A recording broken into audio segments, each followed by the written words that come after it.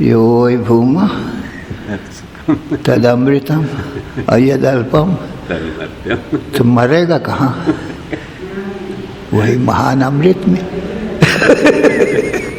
लय होगा एकत्व।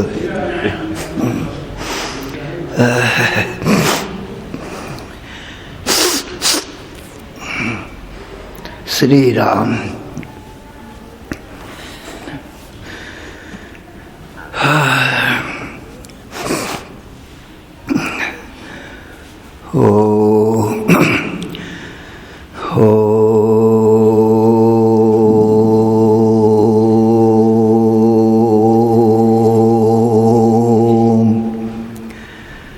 कल्याणानां निधानं कलिमलमथनं पावनं पावनानां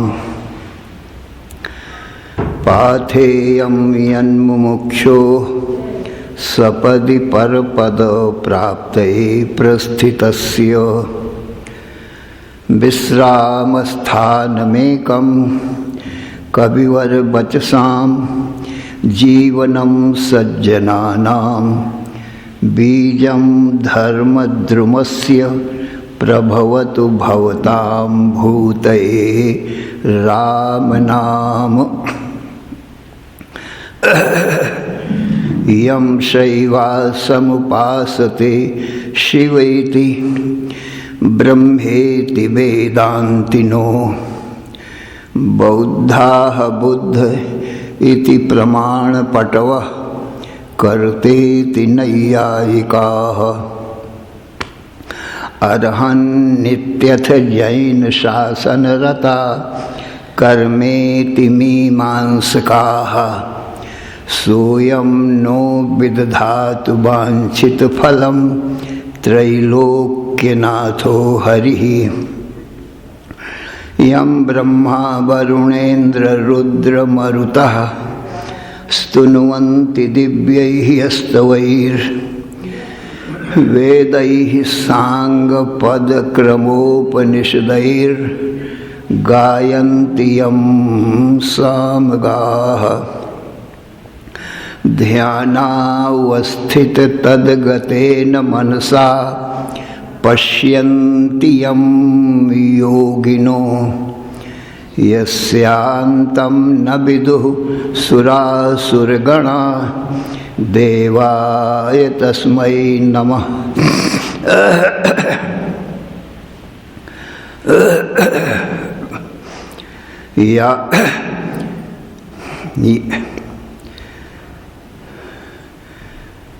यन्माया वशवर्ति विश्वमखिलं ब्रह्मादिदेवासुरा यत्सत्त्वात् अमृषैव भाति सकलं रज्जौ यथा अहेर्भ्रमः।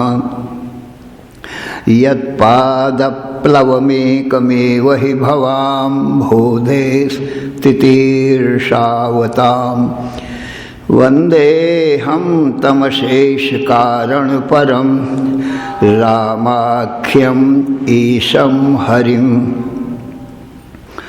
या कुन्देन्दुतुषारहारधवला या शुभ्रवस्त्रावृता या वीणावरदण्डमण्डितकरा या श्वेतपद्मासना या ब्रह्माच्युतशङ्करप्रभृतिभिर्देवैः सदा वन्दिता सा मां पातु सरस्वती भगवती निःशेषजाड्यापहा।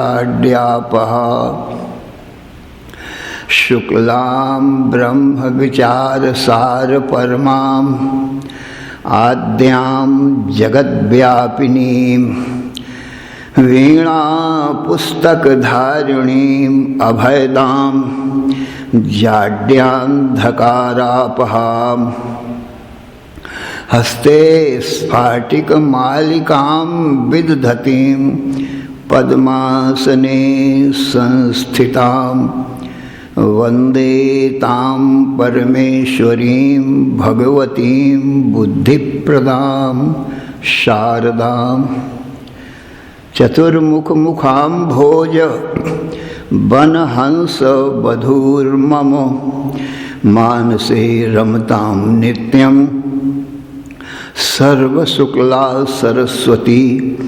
नमस्ते शारदे देवी काश्मीरपुरवासिनी त्वामहं प्रार्थये नित्यं विद्यादानं च देहि मे। अक्षसूत्रांकुशधरा पाशपुस्तकधारिणी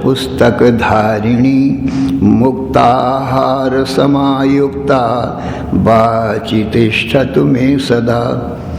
कम्बुकण्ठी सुताम्रोष्ठी सर्वाभरणभूषिता महासरस्वती देवी जिह्वाग्रे सन्निविश्यताम्।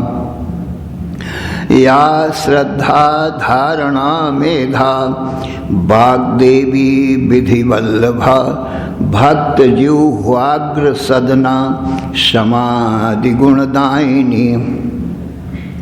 नमामि यामिनी नाथ लेखालंकृतकुन्तलां भवानीं भवसन्ताप निर्वापण सुधा नदीं।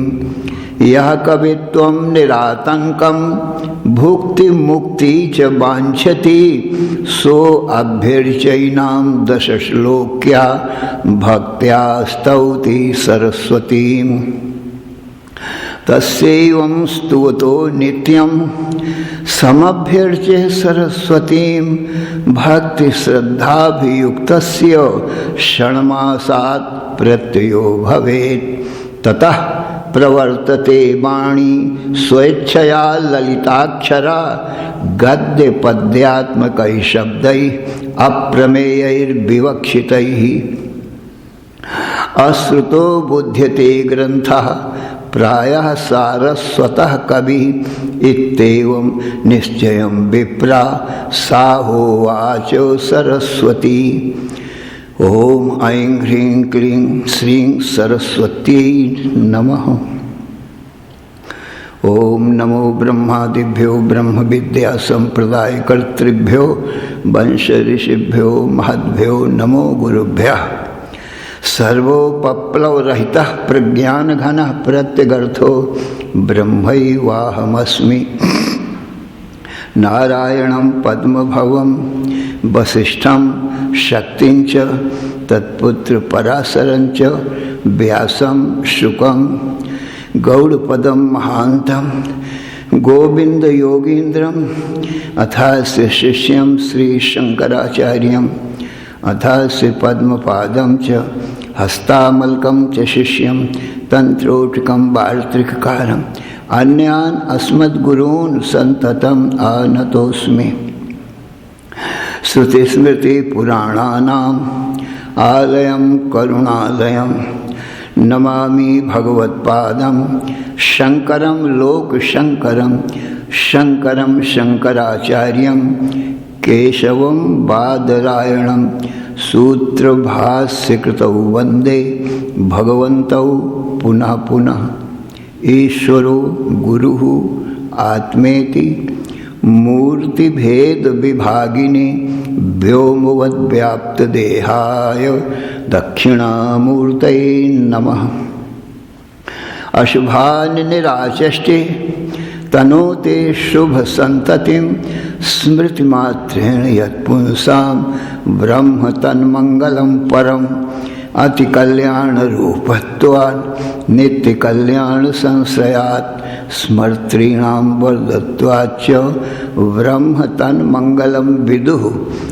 ओंकारश्च अथ शब्दश्च द्वौ एतौ ब्रह्मणः पुरा कंठं भित्त्वा विनिर्यातौ तस्मान् मांगलिकौ उभौ। ओम तत्सत् परब्रह्मणे नमः। श्री राम जय राम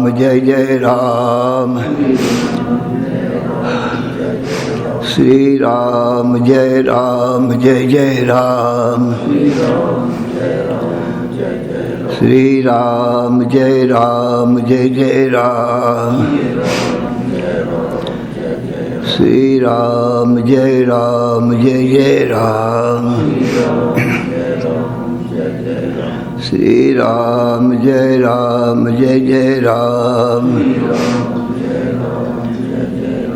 धर्म की अधर्म का प्राणियों में विश्व का हर हर महादेव।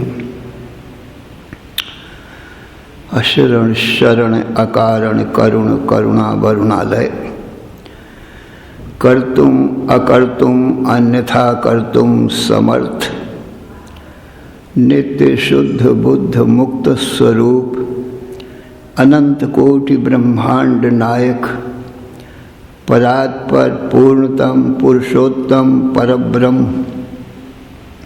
सच्चिदानंद घन सर्वज्ञ सर्वशक्तिमान, सर्वाधार सर्वाधिष्ठान भगवान के ज्ञान से जीव सर्व दुखों से और मृत्यु से भी मुक्त हो जाता है।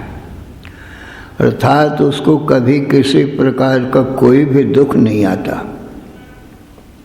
नित्य सुख शांति को प्राप्त कर लेता है और मृत्यु नहीं आती, अमृतत्व को प्राप्त कर लेता है। इसलिए जीव को अपने परम कल्याण के लिए भगवान का ज्ञान परम आवश्यक है।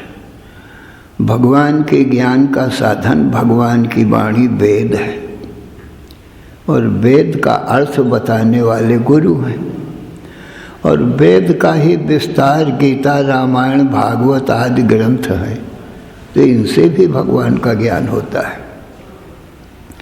व्यास जी ने वेदों का ही ये विस्तार किया है। तो सज्जनों, वेद कहता है चार साधनों से संबंध होवे तो ब्रह्म ज्ञान होता है। तो वो चार साधन कौन से हैं, तो वही हम आपको बताते हैं। चार कृपाएं हैं, वही साधन है।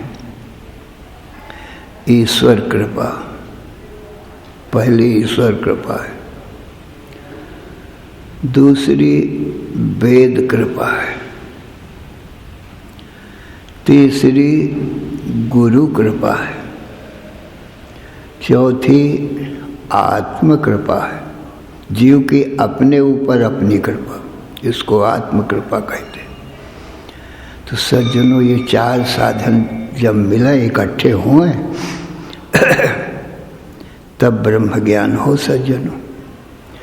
तो पहली ईश्वर कृपा क्या है, चारों का स्वरूप सुनो। ये देव दुर्लभ मनुष्य शरीर मिलना, यह ईश्वर की कृपा है। रामायण में लिखा है कि आकर 4,84,000 यो निभ्रमत यह जीव अविनाशी। तो कबहू की करी करुणा नर देही, देतेश बिनु हेतु स्नेही। कहते 4 आकर, और 4 आकर नाम खानी का है, और 4 खानियों में 84 लाख योनियाँ होती हैं। तो जीव इन्हीं 84 लाख योनियों में घूम रहा था, भटक रहा था। तो ईश्वर ने करुणा करके इसको मनुष्य शरीर दिया। अब वो 4 आकर कौन है और 84 लाख योनियाँ कौन है, उनको भी सुनो। उद्भिज, स्वेदज, अंडज और पिंडज, ये 4 खानियाँ हैं। अब इनका अलग अलग विस्तार सुनो। जो पृथ्वी को फोड़ करके ऊपर निकले उनको उद्भिज कहते हैं। पृथ्वी को भिज माने भेदन करके, फोड़ करके, उद माने उत्पन्न हो, उनको उद्भिज कहते हैं। तो जितने वृक्ष हैं, आम, अमरूद, अनार, अंगूर, आंवला, बट, पीपल, केला, ये सब वृक्ष, और गेहूं, जौ, चना, ज्वार, बाजरा, ये अन्न, ये सब पृथ्वी को फोड़कर उत्पन्न होते हैं, इसलिए इनको उद्भिज कहते हैं। पृथ्वी से ही ये निकलते हैं सब, और सारे बीज संसार के जितने वृक्षों के हैं ना, वो पृथ्वी में रहते हैं हमेशा से, और वर्षा हुई फूट करके निकल जाते हैं। और दूसरे फिर स्वेदज हैं। स्वेद नाम पसीने का है, और इन्हीं के अंतर्गत जलज भी आ जाते हैं। जल से जिनका जामाने जन्म हो उसको जलज कहते हैं। और स्वेद माने पसीने से जामाने जन्म हो जिन जीवों का, उनको स्वेदज कहते हैं। तो बहुत से जीव जो है पसीने से उत्पन्न होते हैं, और बहुत से जीव, मछली, मगरमच्छ वगैरह तमाम जीव हैं, वो जल से ही उत्पन्न होते हैं, जल में ही रहते हैं, और जल के ही फेन आदि खा करके जीवन उनका बीतता है। तो ये उद्भिज और ये स्वेदज या जलज हो गए सज्जनों। दो खानी हो गई, ये खानियां हैं। और अंडज, अंड और जा। अंड माने अंडे से, जा माने जन्म हो जिनका, उनको कहते हैं अंडज। तो अंडे से जन्म पक्षियों का होता है। तो जितने भी पक्षी हैं, काक, कोयल, कबूतर आदि, संसार भर के पक्षी, वो अंडे से ही उत्पन्न होते हैं, इसलिए उनको अंडज कहते हैं। पिंडज, जिनका पिंड बंधा हुआ, पोटरी के समान बंधा हुआ उत्पन्न हो, उनको पिंडज कहते हैं। पिंड और जा, ये दो पद हैं अलग अलग। पिंड का अर्थ बंधा हुआ पिंड, मोटरी जैसा बंधा हुआ, और जा माने जन। ऐसे सज्जनों पशु आदि, गाय, भैंस, बकरी, सिंह, व्याघ्र और बानर भी हैं, और मनुष्य भी है। पेट में इनका शरीर बिल्कुल पिंड जैसा बंधा हुआ होता है, इनको पिंडज कहते हैं। चार खानी हो गए, उद्भिज, स्वेदज, अंडज, पिंडज। चार खानियों में 84 लाख योनियां हैं। उनको भी सुनो और समझो। उद्भिजम विंशते लक्ष्यम, जलजम नवलक्षकम, कूर्मश्च रुद्रलक्ष्यम च, 10 लक्षम च पक्षिणाम, 30 लक्षम पशूनां च, 4 लक्षं च वानराः, ततो मनुष्यता प्राप्तिर ततः कर्माणि साधयेत्। इस श्लोक में 84 लाख योनियों की गिनती करा दी गई। अब इसका अर्थ सुनो। उद्भिजम विंशतेर लक्ष्यम, जो उद्भिज है, आम, अमरूद, अनार, अंगूर आदि, और गेहूँ, जौ, चना, ज्वार, बाजरा आदि, ये 20 लाख हैं। तो 20 लाख योनियों की गिनती है। एक योनि में अरबों खरबों होते हैं। जैसे एक आम की योनि हो गई भला, पर आम कितने हैं इनकी तो गिनती नहीं, लाखों हजारों करोड़ों हैं। आम की एक योनि गिनाई गई। और आम में अनेक प्रकार के भेद हैं, जातियां हैं, अनेक जाति के आम होते हैं, कोई छोटे कोई बड़े, और अनेक जाति के आम हैं। तो वो आमों की गिनती नहीं है, योनि की गिनती है। तो इन उद्भिजों की 20 लाख योनियां हैं सज्जनों।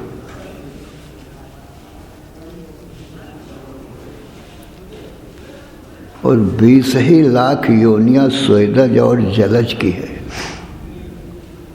पसीने या जल से उत्पन्न होने, उनकी भी 20 लाख। 10 लक्षण च पक्षिणाम, अंडजों की योनियां, पक्षियों की योनि अंडज है, अंडे से उत्पन्न होते, वो 10 लाख है।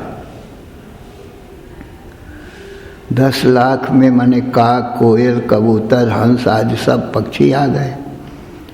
तो जैसे काक की योनि एक योनि हो गई, परंतु काक कितने हैं कौओं की गिनती नहीं है। कोयल की एक योनि है पर कोयल बहुत है। कबूतर की एक योनि हो गई पर कबूतर कितने हैं वो अनंत, उनकी गिनती नहीं की गई। ये योनियों की गिनती है।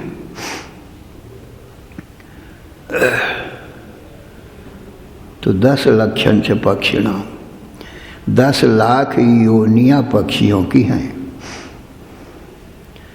तो 50 हो गए, 20 लाख उद्भिज, 20 लाख स्वेदज जलज और 10 लाख पक्षी, 10 लक्षण च पक्षी, 50 हो गए। 30 लक्षम पशूनांच, और 30 लाख योनियां पशुओं की हैं। इन पशुओं में गाय, भैंस, बकरी, सिंह, व्याघ्र आदि सब आ जाते हैं। जैसे गाय की एक योनि हो गई, पर गौएं कितनी है उनकी गिनती नहीं, वो तो अनंत है संसार भर में। सारे संसार में 30 लाख पशुओं की योनियां हैं सारे विश्व भर में। तो एक एक योनि में अनेक अनेक, गाय की एक योनि हुई पर गौएं अनंत हैं। भैंस की एक योनि हो गई पर भैंसें बहुत है। बकरी की एक योनि हो गई, बकरी बहुत है।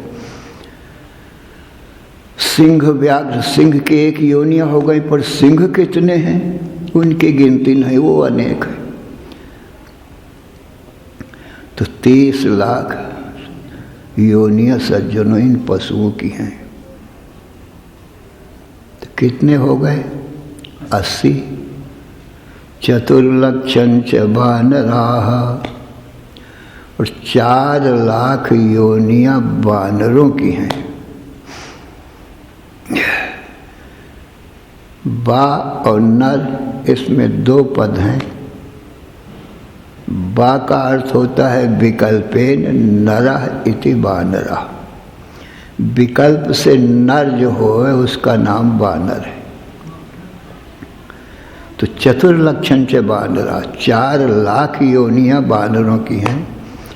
कोई काले हैं, कोई पीले हैं, कोई लाल हैं, कोई हरे हैं, कोई बंजने हैं, और कोई बड़ी जाति के बानर हैं, कोई छोटी जाति के बानर हैं। तो 4 लाख योनियां हैं सज्जनों। जैसे काले बानर की एक योनि हो गई, पर काले बानर कितने हैं संसार भर में उनकी गिनती नहीं। लाल बानर की एक योनि हो गई, पर लाल बानर बहुत है, उनकी गिनती नहीं। ऐसे ही 4 लाख योनियां हैं बानरों की, परंतु उनमें बानर अनंत है जिनकी गिनती नहीं है संसार में। भगवान राम की सेना में प्रायः सभी योनियों की बानर देखने में आते थे। बानरों का राजा, वो क्या नाम, बाली था और बाली का छोटा भाई फिर बाद में सुग्रीव हुआ है। वो वानरों का राजा था। तो जब राम वन में गए थे, सीता हरण हुई थी,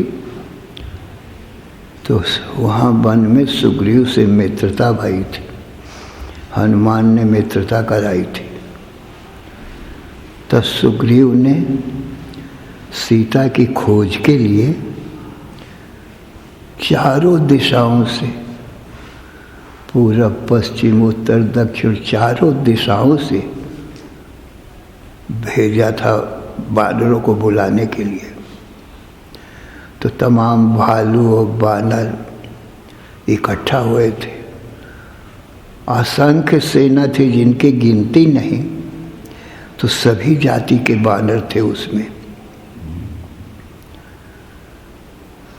जो 4 लाख योनियां हैं सज्जनों वानरों की, वो भालू और वानर मिल करके ही सज्जनों रावण से युद्ध किए थे।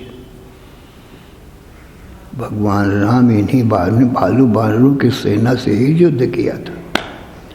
क्योंकि रावण ने तपस्या करके ब्रह्मा जी से वरदान मांगा था, हम काहू से मरे न मारे, है ना। वानर मनुज जाति दुई बारे, हम किसी से मारे न मरे, परंतु वानर और मनुष्य ये 2 जातियों को छोड़ के।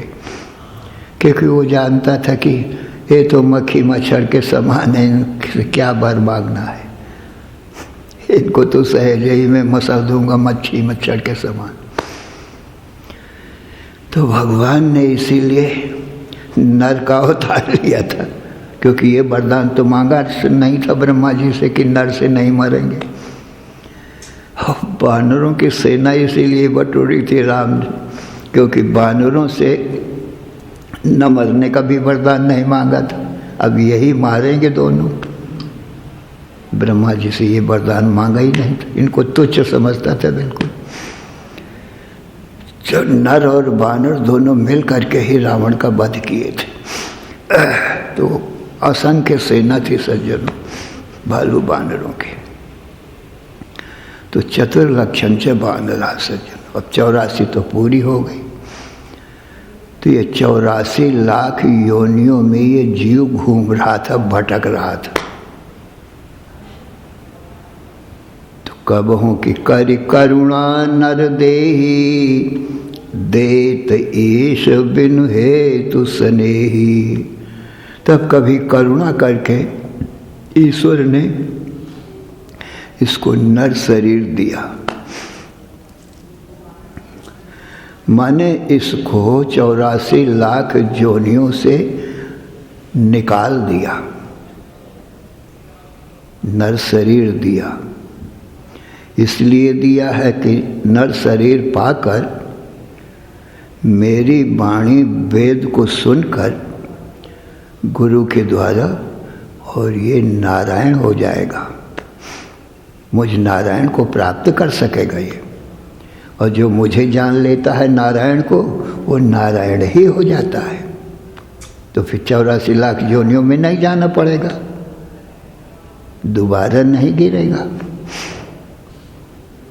इसलिए 84 लाख योनियों से इसको अलग कर दिया है और यही कहा है कि मेरी वाणी वेद गुरु से सुन करके मेरे नारायण स्वरूप को जानकर तू नारायण हो जाना। तो फिर 84 लाख योनियों में नहीं गिरेगा तो। और यदि नहीं जानेगा प्रमाद बस, काम क्रोध लोभ मोह बस, तो तुझे ये 84 लाख योनियों में फिर भटकना पड़ेगा। तो ये ईश्वर की कृपा से हमको तुमको मनुष्य शरीर मिला है सज्जनों। और ये देवताओं को भी दुर्लभ है मनुष्य शरीर। सकल देव मिल मनुषा करहीं, मानुष हुए भव सागर तरहीं। सब देवता लोग भी इच्छा करते हैं कि मनुष्य शरीर मिल जाता तो भवसागर से तर जाते, क्योंकि देवताओं के जो शरीर हैं वो पुण्य का फल है, वो और कर्म नहीं करेंगे। कर्म योनि मनुष्य शरीर है, और पशु पक्षियों को तो पुण्य का फल तो वो भोगेंगे देवता लोग, और जो पापी लोग हैं ना उनको पशु पक्षी आदि की योनियाँ प्राप्त होती हैं। ये भी नारायण को नहीं जान सकते, ये भी अपने कर्मों का फल भोगेंगे। एक मनुष्य है जो नवीन कर्म कर सकता है और कर्म उपासना ज्ञान के द्वारा भगवान नारायण को जानकर नारायण रूप हो सकता है। ब्रह्मविद ब्रह्मयो भवति, तो इसको 84 लाख योनियों में फिर नहीं जाना पड़ेगा। तो सज्जनों, ये नर शरीर पाना, इसको ईश्वर कृपा कहते हैं। अब दूसरी वेद कृपा है सज्जनों, जो ईश्वर की वाणी है वेद, वेद की कृपा। तो वेद की कृपा तो तब होगी जब गुरु की शरण में जाएगा, क्योंकि वेद के मंत्र और अर्थ गुरु बताएगा। वेद अपने आप तो बोलता नहीं है, उपदेश करता नहीं है। स्वर व्यंजन रूप वेद है, कागज के पन्नों में वे अक्षर लिखे हुए, न कागज बोले न वो अक्षर बोले। इसलिए वेद का अर्थ, मंत्रों का अर्थ तो गुरु ही बताएगा। इसलिए वेद का अर्थ जानने के लिए सज्जनों गुरु की कृपा चाहिए। तो वेद की कृपा स्वतः हो जाएगी, गुरु पढ़ाएगा। ये 3 कृपा भाई, ईश्वर कृपा से मनुष्य शरीर,